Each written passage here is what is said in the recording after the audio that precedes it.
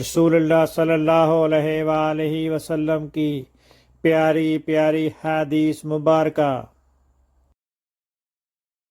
Make sure you like and subscribe to my channel for more hadiths.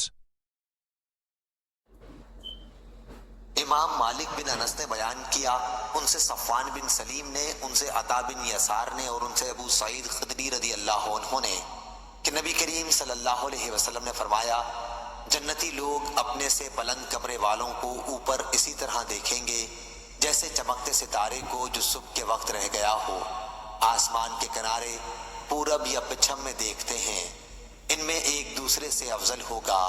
لوگوں نے عرض کیا، یا رسول اللہ، یہ تو انبیاء کے محل ہوں گے جنہیں ان کے سوا اور کوئی نہ پا سکے گا۔ آپ نے فرمایا کہ نہیں، اس ذات کی قسم جس کے ہاتھ میری جان ہے، یہ ان لوگوں کے لیے ہوں گے جو اللہ تعالیٰ پر ایمان لائے اور انبیاء کی تصدیق کی۔